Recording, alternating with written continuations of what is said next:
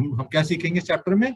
Meaning, staffing का मतलब क्या होता है, उसके इंपॉर्टेंस क्या होते हैं, बेनिफिट क्या होता है, एडवांटेज क्या होते हैं, और एचआरएम और स्टाफिंग क्या क्या चीज होती हैं, प्रोसेस क्या क्या है, कंपोनेंट्स क्या है उसके, recruitment, selection, training, method of training क्या है, ऑफलाइन ऑन द जॉब है, और ये सारी चीजें। तो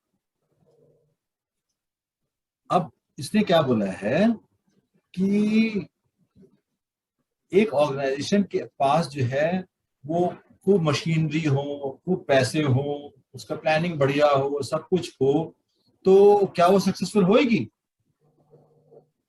हाँ, यस सर। नहीं होगी ना। क्यों नहीं होगी? क्योंकि उसके पास क्या होने चाहिए? Human resources. ह्यूमन रिसोर्सेज होने चाहिए। और ह्यूमन रिसोर्सेज कैसे होने चाहिए? स्किल्ड। कैसे होने चाहिए ह्यूमन रिसोर्सेज? ऐसे तो नहीं हर एक को पकड़ के लो ये ह्यूमन है, चलो जी इसको लगा दो। ह्यूमन रिसोर्सेज स्किल्ड होने चाहिए, क्वालिफाइड होने चाहिए। वो तो होने चाहिए। तो अभी क्या था, एक ऑर्गेनाइजेशन के पास क्या क्या रिसोर्सेज होते हैं?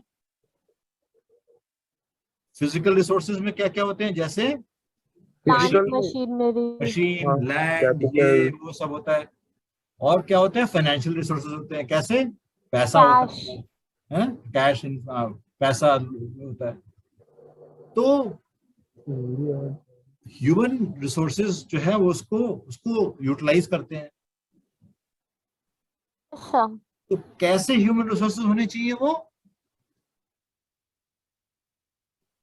तो जो इसको यूटिलाइज कर सके रिसोर्सेज को, गिवन रिसोर्सेज को। They should be efficient people. Okay.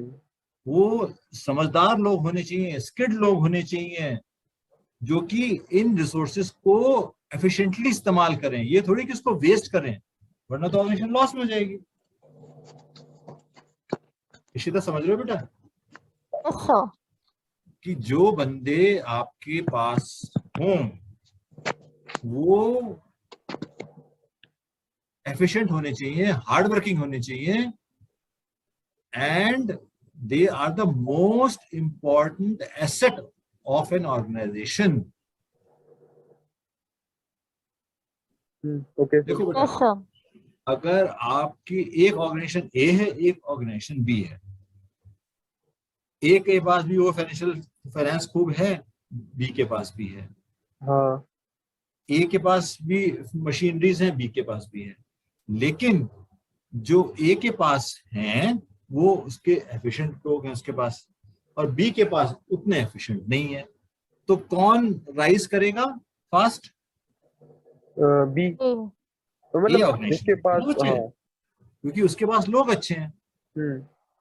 तो जो अगर आपके यहाँ लोग आपके रिसोर्सेज को ठीक तरीके से यूटिलाइज नहीं कर पाए तो आपके ऑर्गेनाइजेशन में वेस्टेज ज्यादा होगा, प्रोडक्शन नहीं होगी, सेलिंग नहीं होगी, लोग ठीक से काम नहीं करेंगे अगर, तो ऑर्गेनाइजेशन ग्रो नहीं करेगी। तो इसका मतलब ये हुआ कि जो भी बंदे ऑर्गेनाइजेशन में आए वो क्या हो? Hard working and efficient. Hard working and efficient, very good, है ना? Because they are the most important asset of an organisation. Organisation के सबसे इंपॉर्टेंट एसेट होते हैं। देखो पैसे तो हमसे हम सब कुछ खरीद सकते हैं, मशीन भी खरीद सकते हैं, क्या कहते हैं, इक्विपमेंट्स खरीद सकते हैं, लैंड खरीद सकते हैं, सब कुछ हो सकता है, रॉ मटेरियल खरीद सकते हैं। पर अगर हमारे पास एफिशिएंट लोग नहीं होंगे तो हमारे ये जो रिसोर्सेज हैं ये बर्बाद हो जाएंगे, बेकार हो जाएंगे, उसको ठीक से यूज नहीं होगा, है ना? The success to the key to success of any organisation is right person at the right position. सही बंदा सही पोजीशन पे होना चाहिए। Staffing function is concern with bringing right and effective people in the organisation. तो staffing का मतलब क्या हुआ कि आपको राइट बंदा राइट जगह पे लाना है। Concern with bringing right and efficient people in the organisation. उनका काम यही होना चाहिए कि आप ऑर्गेनाइजेशन के अंदर सही सही बंदे लेके आओ। ठीक है, इसकी डेफिनेशन पढ़ लेते हैं। After planning organisation the next function of manager to perform staff function through staff function manager fill all the jobs created by organisation. दो through staffing function managers fill all the jobs created by the organisation. अब देखो चलो ये definite staffing consist of manpower planning recruitment selection training compensation promotion and maintenance of managerial personnel. Staffing involves finding the right person for the right job, having the right qualification, doing the right job at the right time। ये एक definition है, ये understand कर लो, समझ लो, simple English है लेकिन फिर भी मैं तुमको तो समझा देता हूँ। सर मैनेजरियल पर्सोनल का क्या मतलब है? जो मैनेजर लेवल पे स्टाफिंग मतलब man power planning recruitment selection training composition promotion and maintenance of managerial. देखो मैनेजरियल मेंटेनेंस बोल रहा है वो, है ना। मतलब ये हुआ कि देखो आपके ऑर्गेनाइजेशन में अगर मैनेजर जो मैनेजर लेवल पे है उनको मैनेजरियल पर्सनल बोलते हैं, ठीक है। मैनेजर्स जो होते हैं ना बेटा ऑर्गेनाइजेशन में, एक तो होते हैं मैनेजरियल लेवल के लोग जो मैनेज करते हैं, उसके नीचे कौन होते हैं? मैनेजर के नीचे कौन होते हैं? Assistant manager. हाँ वो चलो उनको भी मैनेजर लेवल पे लेते हैं। जो सुपरवाइजर लेवल बोलते हैं उसको, टॉप लेवल मिडिल लेवल और नीचे वाला लेवल, 3 लेवल होते हैं ना बेटा, हमने आपको पढ़ाया था पहले। तो नीचे जो होते हैं वो सबऑर्डिनेट लेवल बोलते हैं, उसको क्या कहते हैं सुपरवाइजरी लेवल बोलते हैं, एक वो लेवल भी होता है। Yes sir.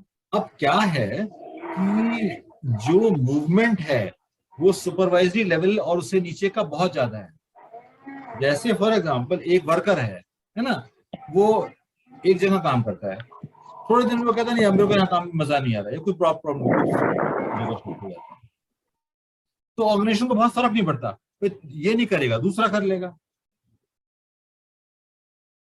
समझ में आया बेटा? Yes sir. लेकिन अगर मैनेजर शिफ्ट हो जाए, एक जगह से दूसरी जगह चला जाए, तो सारी चीजें नीचे तक हिल जाती हैं। जिस हिसाब से उसने काम को सेट करा होता है, जिस हिसाब से उसने सारा काम करवा रहा होता है, वो अगर वो बंदा चेंज हो जाए तो चीजें जो है वो उनके क्या कहते हैं उस लेवल पे थोड़ी प्रॉब्लम ज्यादा आती है। तो क्या कह रहा है वो कि मेंटेनेंस ऑफ मैनेजरियल पर्सन, कि भाई जो मैनेजरियल लोग हैं, मैनेजर्स लोग हैं, उनको मेंटेन करने की भी, हाँ वो छोड़ के ना जाए जहां तक पॉसिबल हो। जाते हैं, ऐसी बात नहीं है कि नहीं जाते, बट उनको मेंटेन करे वो स्टाफिंग वाला फंक्शन का उसका एक तरीके से वो, क्योंकि नीचे वाला डाउन द लाइन बहुत ज्यादा कंट्रोल नहीं होता, बट ऊपर के लेवल पे कंट्रोल काफी स्टाफिंग का होता है इन टर्म्स ऑफ कि भाई वो इंपॉर्टेंट पिलर्स होते हैं ऑर्गेनाइजेशन के। क्लियर? Yes sir. चलो आगे चलें, सिद्धार्थ आगे चलें। Yes sir, yes sir. चलो अच्छा, एक ही और definition, filling of and keeping filled position filled in the organisation. अब देखो एक और स्टाफिंग की डेफिनेशन है कि staffing has been described as managerial function of filling and keeping filled position in the organisation structure. अब क्या होता है, this is achieved by identifying number of employees required by the following recruitment selection process and develop a person to fill the roles designated into the structure। अब देखो तुम्हें याद होगा कि हमने ऑर्गेनाइजेशन स्ट्रक्चर में हमने कहा था कि हम पढ़ रहे थे कि भाई हाँ इतने लोग हमें यहाँ चाहिए, जब हम प्लानिंग कर रहे थे, है ना, कि हम यहाँ इतने लोग होने चाहिए, इतने लोग होने चाहिए, ये प्रोडक्शन डिपार्टमेंट होना चाहिए, इसके अंदर इतने लोग होंगे, ये प्रोक्योरमेंट का डिपार्टमेंट है, इसमें ये सारी चीजें तो डिफाइन हो जाती है ना, अभी तक पेपर पे थी। अब स्टाफिंग फंक्शन जब हम एक ऑर्गेनाइजेशन की बात करें तो उनकी ये जिम्मेदारी हो जाती है कि वो अपने ये सारे पोजीशन जो हैं वो फिलअप हो जाए विद एफिशिएंट पीपल और वो फिल्ड ही रहें। मतलब ये हुआ कि अगर कोई बंदा छोड़ के जाता है तो जल्दी से जल्दी उसका रिप्लेसमेंट भी वहां आ जाना चाहिए। ऐसा नहीं है कि उस बंदा छोड़ के चला गया, अब आपने कहा ठीक है जी जब आएगा तब आएगा तो देखेंगे, नहीं। जो स्टाफिंग फंक्शन है उनकी एक जिम्मेदारी है कि एक सही बंदा उस पोजीशन पे right person for the right job लेके आए, जो कि एफिशिएंट हो, हार्ड वर्किंग हो, और अगर वो मान लो कोई छोड़ के चला जाता है तो उसकी पोजीशन को भी जल्दी से जल्दी फिल कर सकें। अब वो आप कैसे करते हो, वो आप कभी आगे हम पढ़ेंगे कि वो इंटरनल से भी हम निकाल लेते हैं, उनको प्रमोट कर देते हैं, या हम बाहर से क्या कहते हैं उनको ज्वाइन करवाते हैं, कुछ भी हो सकता है। ठीक है, ठीक है बेटा, ये क्लियर हो रही है डेफिनेशन?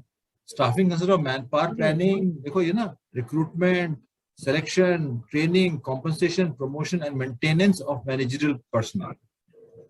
ये अलग अलग डेफिनेशन है बेटा ये। Yes sir.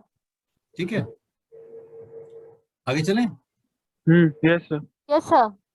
इंपॉर्टेंस अब इसकी क्या है कि इंपॉर्टेंस या नीड, बेनिफिट, एडवांटेजेस, जो सब एक ही चीज को हमने इसमें कवर किया है यहाँ पे। Staffing can help to retain number one position in market and inefficient staff can bring down in market. The performance depends upon the performance of its employees. जैसे मैंने आपको पहले बताया कि दो ऑर्गेनाइजेशन है, सेम रिसोर्सेज हैं उनके पास, पर दो अलग अलग कैटेगरी की मैन पावर है। एक के पास बहुत एफिशिएंट है, एक के पास ये एफिशिएंट नहीं है। तो हमेशा जिसके पास एफिशिएंट मैन पावर है वही जो है आगे बढ़ेगा। अब देखो कॉम्पिटिटर्स क्या करते हैं, वो देखते हैं कि अच्छा जिस ऑर्गेनाइजेशन में ये बंदा जो है बड़ा अच्छा काम करता है, इसकी वजह से जो ऑर्गेनाइजेशन को बड़ा फायदा हुआ। ठीक है, तो क्या करते हैं वो उससे बात करते हैं कि भाई ऐसा करो, तुम यहाँ की जॉब छोड़ दो, तुम इस कंपनी में चले जाओ, या हमारी कंपनी, जो कॉम्पिटिटर वो कहेगा हमारी कंपनी में आ जाओ, जो तुम्हें पैसे मिलते हैं उसका मैं तुम्हें 50% जम दे दूंगा। उसने ऐसा क्यों किया? क्योंकि उसको पता है कि भाई सब कुछ तो उसके पास है लेकिन अच्छे रिसोर्सेज नहीं है उसके पास। तो इसलिए वो क्या करता है कि जो अपने कॉम्पिटिटर से उस रिसोर्स को ज्यादा पैसे देके अपने यहाँ बुला लेता है। तो अब उसकी जब उसके यहाँ ज्वाइन करेगा तो उसकी पोजीशन भी अच्छी हो जाएगी। Yes sir. है ना? तो चलो आगे आएगा ये सब, है ना। Filling the roles by obtaining competent personnel, ये तो मतलब इसमें कोई क्वेश्चन है तो बताओ मेरे को। No sir. Ishita? No sir. चलो ये पढ़ लो, इसमें कोई क्वेश्चन तो बताओ मेरे को। इसमें 3 to पढ़ो ये पूरा अच्छी तरीके से और मेरे को बताओ है कि कौन से इसमें किस पॉइंट को एक्सप्लेन करूं मैं।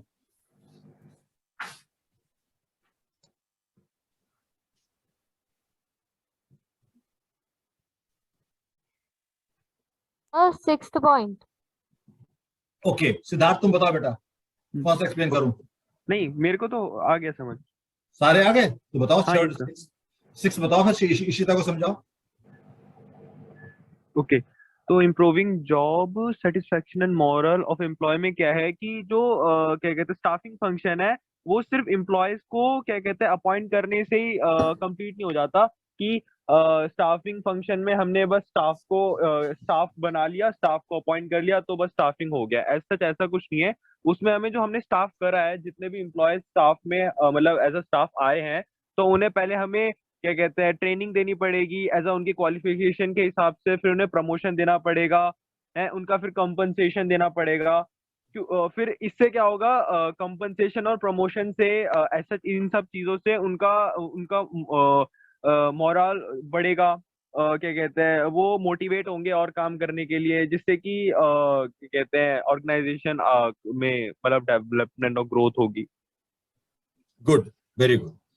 देखो बेटा तुमने बिल्कुल ठीक बताया, थोड़ा सा इसमें और एडिशन भी कर दूंगा, बिल्कुल ठीक बोल रहे हो कि जो स्टाफिंग का फंक्शन सिर्फ एम्प्लॉयमेंट को, बंदों को बाहर से मार्केट से लाके ऑर्गेनाइजेशन में ले आना, बस वहां तक ही नहीं है।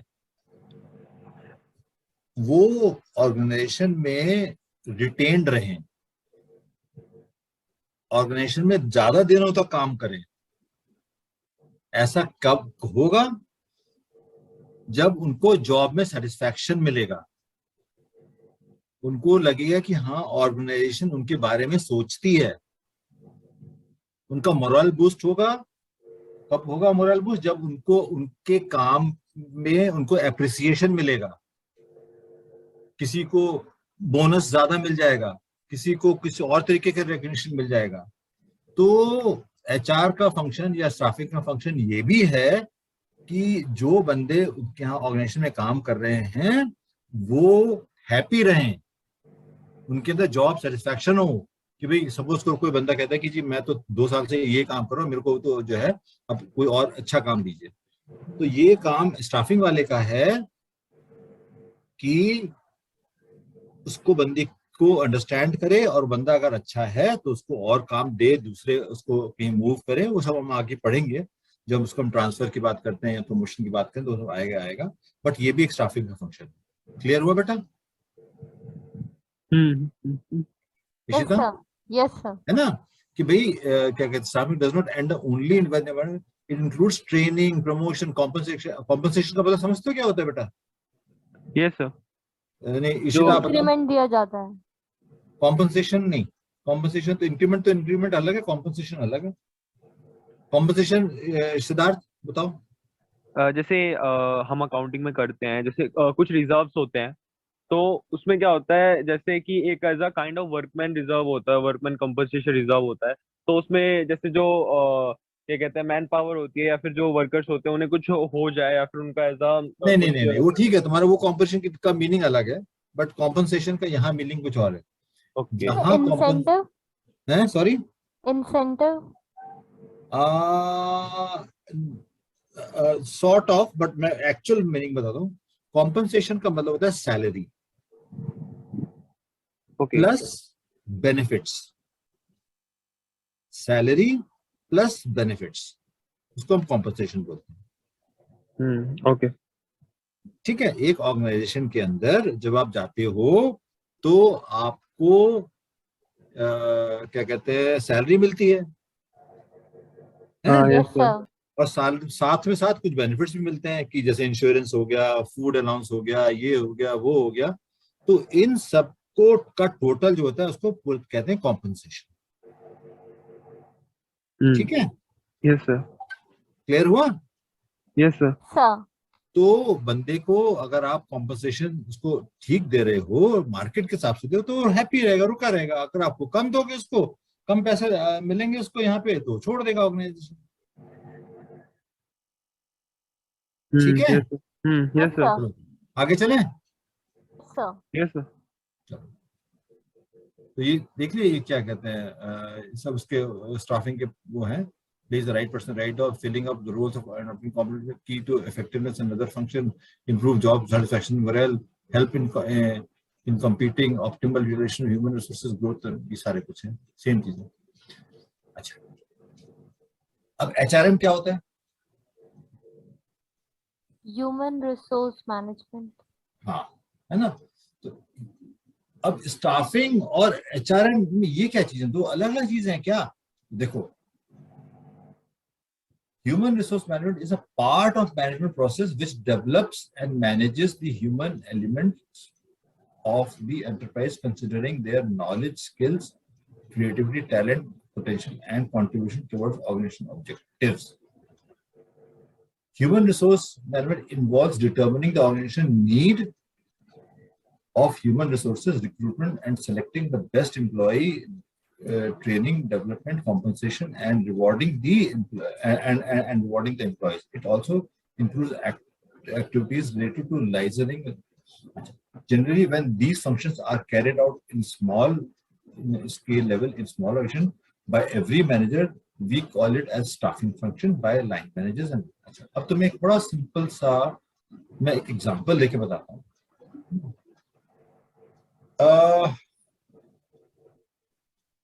एक क्या कहते हैं, इंडस्ट्री है, घनश्याम दास इंडस्ट्री।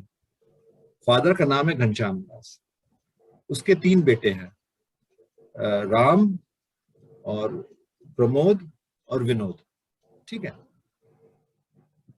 वो कहता है कि राम से कहते हैं राम तुम ऐसा करो, तुम प्रोडक्शन हैंडल करो, ठीक है। विनोद को कहता है तुम मार्केटिंग हैंडल करो, ठीक है। ओके। और प्रमोद विनोद सॉरी हाँ प्रमोद बचा ना, प्रमोद को बोलता है कि तुम फाइनेंस वगैरह हैंडल करो, ठीक है। 3 लोगों को, 3 अपने लड़कों को उसने 3 काम दे दिए, ठीक है। Yes sir. अच्छा, अब उन्होंने कहा कि भाई ऐसा है, तुम ही लोग अपने अपने डिपार्टमेंट के लोगों को ही तुम अपॉइंट करोगे, रिक्रूट करोगे, उनको जो देना है सैलरी दोगे, मेरे को कोई लेना देना नहीं इससे, ना ही आपस में किसी भाइयों को एक दूसरे के उसमें लेना देना है, क्योंकि फाइनेंस का बंदा वो फाइनेंस के बंदा हायर करेगा, प्रोडक्शन का बंदा प्रोडक्शन के बंदा हायर करेगा। और जो जो जो तुम्हारा क्या कहते हैं प्रोडक्शन का हो गया, इस तरीके से सेल्स का बंदा सेल्स के बंदा हायर करेगा, ठीक है। तो अब बेसिकली जो स्टाफिंग का फंक्शन है वो कौन कर रहा है? कौन है? हैं? इशिता, सर काम दोबारा बताना। नाम याद नहीं आ रहे सर। चलो कोई नाम भी ले दो, जो चलो ऐसा करो, उसके अरे 3 ABCD ले बेटे, लो सर। उसके 3 बेटे हैं, एक प्रोडक्शन हेड है, एक मार्केटिंग हेड है, एक फाइनेंस हेड है, ठीक है। घनश्याम दास ने बोल दिया कि भाई इन तीनों, अपने तीनों बेटों को कि भाई जो भी तुम्हें बंदे लेने हैं वो तुम लोग अपने आप लो, उन्हीं का कंपोजिशन खुद डिसाइड करो, जो मर्जी करना हो करो, रखना है रखो, निकालना है निकालो, जैसे मर्जी, मेरे को नहीं पता, बस काम हमारा, इंडस्ट्री हमारी चलनी चाहिए, ठीक है। सर तो इसके अंदर स्टाफिंग कौन कर रहा है? सर तीनों अपने अपने डिपार्टमेंट की करेंगे ना? वेरी गुड, है ना, तीनों कर रहे हैं ना। सिद्धार्थ समझ में आ रहा है? हाँ हाँ यस सर।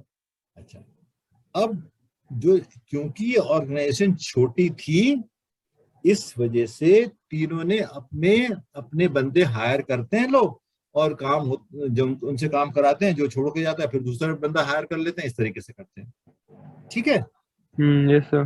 तो छोटी ऑर्गेनाइजेशन में ये काम लाइन मैनेजर्स बोलते हैं इनको। लाइन मैनेजर मतलब कि जो जो ऑपरेशनल लेवल के बंदे हैं वो खुद ही कर लेते हैं। और बड़ी ऑर्गेनाइजेशन में ये जो स्टाफिंग का काम है ये करता है ह्यूमन रिसोर्स मैनेजमेंट।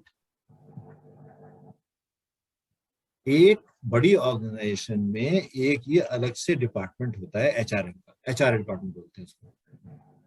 वही प्लानिंग करता है कितना स्टाफ किस डिपार्टमेंट को चाहिए, किस क्या कहते हैं किस लेवल का चाहिए, कैसे कितने लोग चाहिए, क्या चाहिए, पूरा उनके पास। और फिर उसको जगह कितनी पोजीशंस बनती हैं, पोजीशन को फिल करने के लिए उनके लिए क्या क्या कॉम्पिटेंट, उनकी मिनिमम क्वालिफिकेशन होनी चाहिए, एक्सपीरियंस होना चाहिए, ये सारी चीजें एचआर डिपार्टमेंट हैंडल करता है बड़ी ऑर्गेनाइजेशन में। HR, yes sir. Human resource का डिपार्टमेंट, ठीक है। तो स्टाफिंग जो है वो छोटे ऑर्गेनाइजेशन में लाइन मैनेजर द्वारा होती है, और बड़े डिपार्टमेंट, बड़े ऑर्गेनाइजेशन में वो ये सारी चीजें ह्यूमन रिसोर्स मैनेजमेंट का जो डिपार्टमेंट है वो करता है, ठीक है ना। हाँ हाँ। But when functions are performed in large scale in big organization, there is a need to create a separate department called Human Resource Management Department. Clear हुआ? ओके। आगे चलें इशिता? हेलो इशिता बेटा? Yes sir. क्लियर हुआ? आगे चलें, नहीं तो मैं दोबारा बता दूं। नो सर, क्लियर हो गया। ठीक है, चलो। अब जो हमारा ह्यूमन रिसोर्स का, उसका जो आज की एक्टिविटीज हैं वो क्या क्या हैं, पढ़ो ये, और मेरे को बताओ कौन सा मैं तुम्हें एक्सप्लेन करूं, ये सारे एक्सप्लेन करूं। ये बताओ, first human resource planning clear है ये? हाँ sir, yes sir. Employing people, recruitment, selection, placement of person, ठीक है, career growth, training, performance appraisal. Performance appraisal क्या होता है इशिता? मतलब उन्होंने जो काम किया है उस पे उनको जो भी उनका प्राइस वगैरह वो देना फीडबैक के हैं? साथ।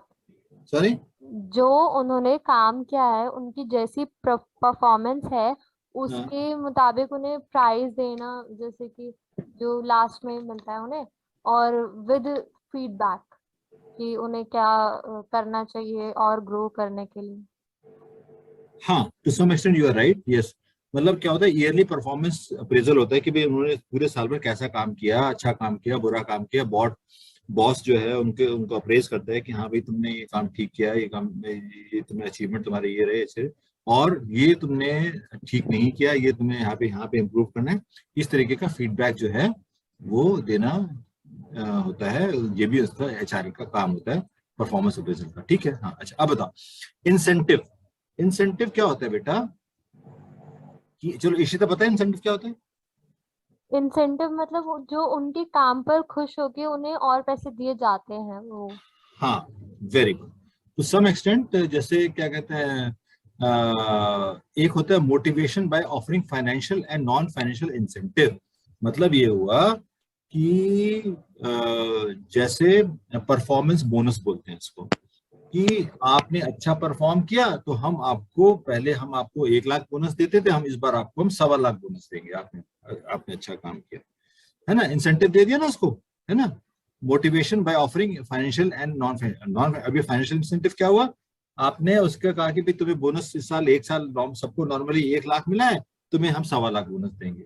ठीक है, तो वो मोटिवेट हो जाएगा ना कि देखो सबको तो 1 लाख मिला, पर मेरे को अब क्या कहते हैं 1.25 लाख मिल गया, बिकॉज मेरी परफॉर्मेंस ज्यादा अच्छी थी। ठीक है, एक तो ये वो मोटिवेटेड फील करेगा। और नॉन फाइनेंशियल इंसेंटिव्स कैसे होते हैं कि भाई चलो employee of the month, most efficient person of the month, उसमें दिखा दे, उसको दे दिया कि भाई ठीक है, ये आपको क्या कहते हैं, हमने जब सब जगह जगह ना पोस्टर्स लगा दिए, होता है ना, आप किसी मैकडी में जाओ या कहीं जाओ, कहीं आप होता है ना, देखते हो ना, आप काउंटर पे एक लगा होता है कि एम्प्लॉय ऑफ द मंथ ये है बंदा है, उसने तो उसको वो जैसी मतलब उसकी फोटो वोटो वहां आती है, वो थोड़ा मोटिवेट फील करती है, देखो ऑर्गेनाइजेशन ने मेरे काम को रिकग्नाइज किया, है ना? इसको बोलते हैं नॉन फाइनेंशियल, को पैसे नहीं दिए उसको, एक उसको इस तरीके से क्या कहते हैं, उसको एम्प्लॉय ऑफ द मंथ कह दिया कि हाँ भाई इसने बहुत अच्छा काम किया, या उसको किसी मतलब एक फंक्शन में ऐसे कर दिया और उसको स्टेज पे बुला लिया कि देखो जी ये हमारा सबसे एफिशिएंट वर्कर है, इसने ये किया। तो फाइनेंशियल इंसेंटिव भी होता है और नॉन फाइनेंशियल इंसेंटिव भी होता है, ये आगे और डिटेल में आएगा वैसे। चलो आगे चलें, कॉम्पनसेशन और है। हाँ बोलो बोलो। ऑडिट का मतलब? ऑडिट का मतलब होता है, तुम तो कॉमर्स के हो बेटा, कॉमर्स है हाँ। ना ऑफिस, हम्म। तो ऑडिट तो तुम्हें आना चाहिए। ऑडिट पता नहीं था, ऑडिट तो मैंने सुना नहीं था। है, ऑडिट नहीं सुना? अच्छा चलो, इसमें तुम्हें कहाँ दिख रहा है ऑडिट वर्ड? लास्ट 8 पे था। रिव्यू, अच्छा review, sorry, review and audit of personal policy and procedure. अच्छा, अब क्या है कि हमने पॉलिसी बनाई थी, पर्सनल डिपार्टमेंट पॉलिसी बनाता है ना कि भाई ये कंपनी में ये रूल्स होंगे, और ये बंदा क्या कहते हैं, इन इन लोगों को ये पावर्स होंगी, या पर्सनल पॉलिसी है कि भाई सिर्फ आप लोगों को 8 कैजुअल लीव मिलेंगी, हैं, और क्या कहते हैं, अगर आप लोग देर से आओगे तो आपकी सैलरी कटेगी, तीन लेट लग जाएंगे तो हाफ डे की सैलरी कट जाएगी। इस तरीके से पॉलिसीज बनाते हैं ना, पर्सनल पॉलिसीज बनाते हैं ना कि भाई अगर आप बाहर जा रहे हो और अगर 2 महीने आप एब्सेंट रहे तो हम आपको नौकरी से निकाल देंगे। इस तरह की सब पॉलिसीज होती है ना कंपनी के अंदर, यस पर्सनल सर। पॉलिसीज होती है। ठीक है, और एक प्रोसीजर होता है कि आपको क्या कहते हैं, ये सारी चीजें ऐसे करनी है, वैसे करनी है, सारा कुछ होता है। तो एक ह्यूमन रिसोर्स मैनेजमेंट का फंक्शन, एक ये भी है, डिपार्टमेंट का ये भी काम है कि जो पॉलिसी उसने बनाई है, जो प्रोसीजर्स उसने बनाए हैं, उनको देखे कि हाँ भाई वो फॉलो हो रहे भी हैं या नहीं हो रहे हैं, और उनको रिव्यू करे कि हाँ भाई लोग इनसे खुश हैं या इनको चेंज करने की जरूरत है। फॉर एग्जाम्पल, ऑर्गेनाइजेशन ए के अंदर जो है वो उसने कहा भी आप सब लोगों को यहाँ पे 8 डेज की कैजुअल लीव मिलेगी पूरे साल में। ठीक है, तो एचआर डिपार्टमेंट ने सर्वे किया कि लोग कह रहे नहीं नहीं ये तो दूसरी ऑर्गेनाइजेशन तो 12 दिन की मिलती है, वहाँ देखो अच्छा है, और अगर यहाँ इन्होंने मतलब क्या कहते हैं हमें अगर इस बार प्रमोशन नहीं दिया तो मैं छोड़ के चला जाऊंगा, ये उस तरीके फीडबैक जो है उनको मतलब मिलता है। और जब उन्होंने उनको उनको उनको जो वहाँ पे उनकी टीम है वो इस तरह से ऑब्जर्व करती है कि लोग हैप्पी नहीं है क्योंकि सिर्फ 8 डेज की कैजुअल लीव्स हैं पूरे साल में, ओके। तो वो रिव्यू करते हैं और कहते हैं चलो भी ऐसा करते हैं इस साल से हम इसको 10 कर दें, पीपल बिकम हैप्पी, है ना। तो उन्होंने अपनी पॉलिसीज को प्रोसीजर्स को रिव्यू किया ना, हाँ यस सर। ऑडिट किया, रिव्यू किया और उसके बाद उस पर एक्शन ले लिया, तो उसको बोलते हैं review and audit personnel policies and procedures. Clear? Yes. आगे चलें। हम्म। Ishita, yes sir. बेटा 8 के 8 पॉइंट्स क्लियर है ना तुम लोग को? Yes sir. ठीक है। अब देखो इसके अंदर बहुत इंपॉर्टेंट है, इसके बाद staffing is referred as both line as well as staff activity. It refers to as line activity because like other functions such as planning, organizing, directing, controlling, staffing is also performed by every manager. It is a staff activity because it is an important area of management. Also like marketing, financial, and we have human resource management department also in large organization. ठीक है बेटा, एक organisation में एक staff function होता है और एक लाइन फंक्शन होता है, ठीक है। तो लाइन फंक्शन उसको बोलते हैं जिसके अंदर क्या कहते हैं हर बंदा जो है वो अपने हिसाब से सारी एक्टिविटीज करता है, मतलब प्लानिंग भी करेगा, ऑर्गेनाइजिंग करेगा अपने, बिकॉज हर मैनेजर को करनी होती है क्योंकि वो जो कुछ रिस्पॉन्सिबिलिटी उसको दे रखी है उसको इन्हीं पार्ट्स में वो डिवाइड करता है, planning, organisation, directing, controlling, staffing. Yes sir. क्योंकि मैं अगर प्रोडक्शन डिपार्टमेंट मैनेजर हूँ तो फिर मैं तो रखूंगा ना कि मैं अपने अपने काम की प्लानिंग करूंगा, अपने आप को ऑर्गेनाइज करूंगा, देखूंगा मेरा काम, मेरे नीचे बंदे ठीक कर रहे हैं नहीं कर रहे हैं, उनको डायरेक्शन दूंगा, कंट्रोल करूंगा और उनको रिक्रूट भी करूंगा। अगर कोई बंदा मेरे को अच्छा नहीं लगता मैं उसको बाहर कर दूंगा जो, और उसकी जगह हम अच्छे बंदे ले लेंगे। तो ये सब लाइन फंक्शन बोलते हैं इनको, है ना। वेयर एज जो टॉप मैनेजमेंट के हैं फंक्शंस लाइक मार्केटिंग, फाइनेंस, है ना, उसको हम स्टाफ फंक्शन बोलते हैं। तो ऐसे ही ह्यूमन रिसोर्स भी एक लाइन फंक्शन भी है और एक स्टाफ फंक्शन भी है। ओके। है ना। अच्छा अब इसमें क्या है, स्टाफिंग की प्रोसेस क्या है? एस्टिमेट, देखो बहुत इंपॉर्टेंट है, estimate manpower requirement. Staffing process begins with estimation of manpower requirement, which means finding out number and type of employees needed by the organization in near future. देखो सिर्फ number ही नहीं चाहिए आपको, आपको उनका स्किल टाइप, मतलब skill, कैसे बंदे होने चाहिए आपको अपनी ऑर्गेनाइजेशन में चाहिए, किस उनकी क्या स्किल होनी चाहिए, क्या क्वालिफिकेशन होनी चाहिए, कितने इयर्स एक्सपीरियंस होना चाहिए, है ना। अब manpower estimate requirement is not only to find out number of people needed but also type of people. जैसे मैंने बताया ना, type of people. Type means should be the qualification, ये पूरा मैंने जो भी बताया वो exactly ये लिखा है यहाँ पे, है ना। While assessing the type of manpower required, company should also make policy regarding number of people to be appointed from backward class, women, minority, all that. मतलब ये पॉलिसी होती है कभी कभी ना कि वुमेन्स को हमें वो करना है, बैकवर्ड क्लास के लोगों को लेना है, ये नॉर्मली गवर्नमेंट में ये ज्यादा होता है बट वैसे नहीं होता है, ठीक है। तो एस्टिमेटिंग मैन पावर रिक्वायरमेंट, तो ये जो स्टाफिंग का प्रोसेस है इसमें estimation of man power requirement हमें बनाना होता है। जो आपका मैन पावर रिक्वायरमेंट है एक ऑर्गेनाइजेशन को चलाने के लिए, तो वो आपको करनी होती है। अब ये करेंगे कैसे भाई? कोई ना कोई मेथड तो होना चाहिए ना इसका, है? तो ये तीन चीजों की से 3 स्टेप्स होते हैं इसके अंदर, इसको एस्टिमेशन को करने के लिए। Work load analysis, work force analysis, comparing both to find out requirement. बड़ा इंपॉर्टेंट पॉइंट है। मैं आपको वर्क लोड के बारे में बताऊंगा, वर्क फोर्स के बारे में बताऊंगा, और कंपेयर, उसके दोनों कंपेयर करके आउटपुट। अल्टीमेट ऑब्जेक्टिव आपका क्या है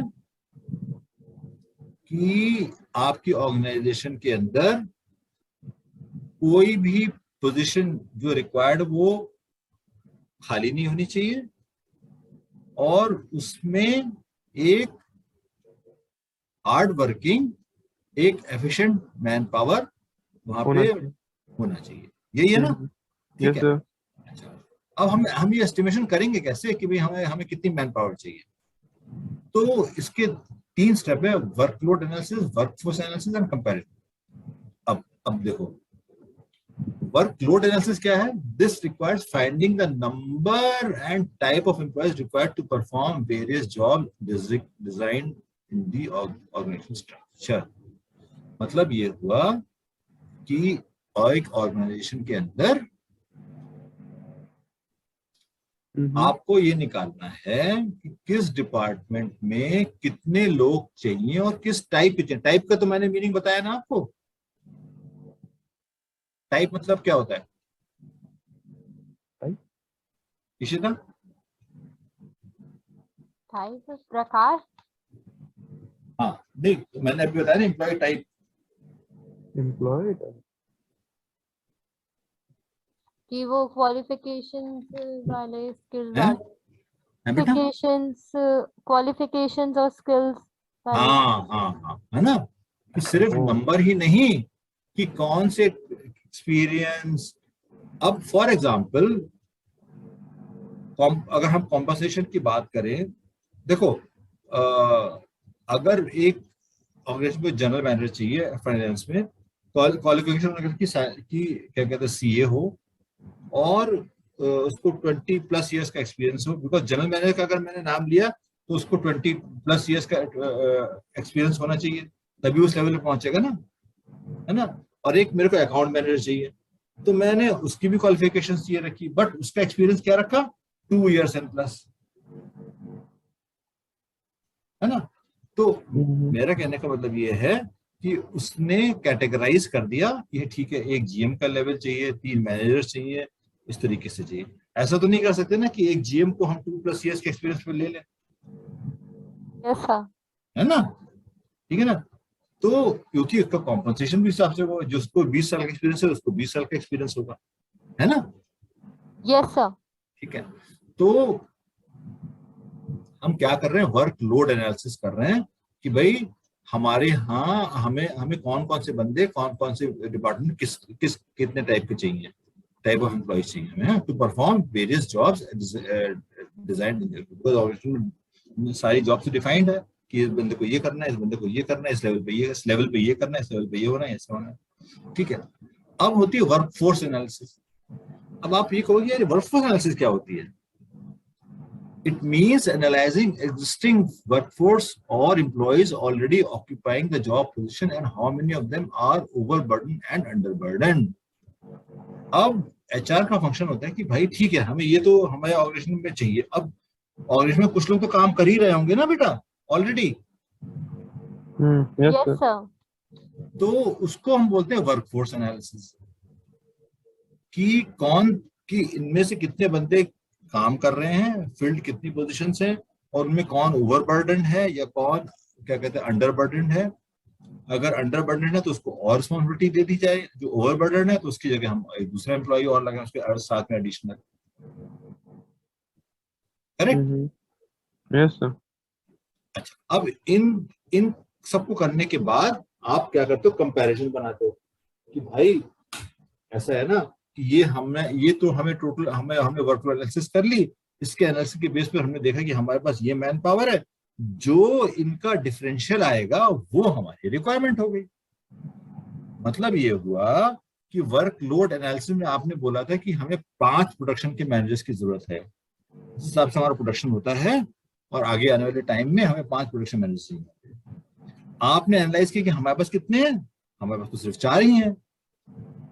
और 4 कितने, 4 में से क्या कहते हैं सब मतलब ऑलमोस्ट फुल है, ऐसा नहीं कि कोई क्या कहते हैं अंडर बर्डन हो। तो आप कहते हो ठीक है, हमें कितने बंदे चाहिए, अब कितने प्रोडक्शन मैनेजर चाहिए? 3 सॉरी 3 नहीं, हमने जब वर्कलोड एनालिसिस करी तो हमें इसमें था 5 चाहिए, हमें 5 हमें प्रोडक्शन मैनेजर चाहिए होंगे, बिकॉज हमारा टोटल काम इतना है और आगे और आने वाले काम में इतने हमें इन 5 प्रोडक्शन मैनेजर्स की जरूरत होगी।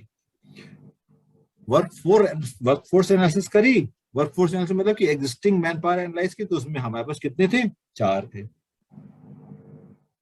तो हमें कितने एक्सटर्नल बंदों से लेने पड़ेंगे, बाहर से कितने प्रोडक्शन मैनेजर लेने पड़ेंगे? एक। Siddharth yes sir. समझ गए? हाँ सर। क्योंकि आपने कंपेयर किया और आपने देखा कि आपको तो एक बंदा लेना पड़ेगा आपको। हाँ ठीक है।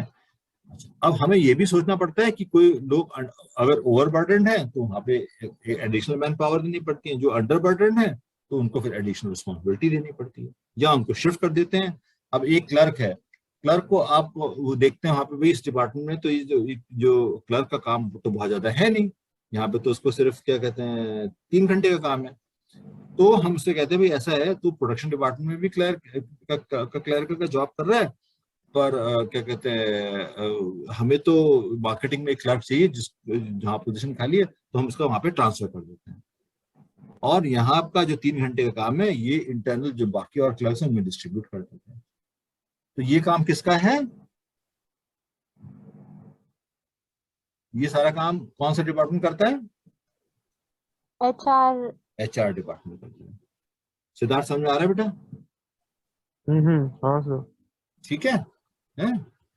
चलो अब हम लोग नेक्स्ट शुरू करेंगे रिक्रूटमेंट। तो उसके बाद सिलेक्शन है, तो उसके बाद फिर हम लोग नेक्स्ट क्लास में करेंगे।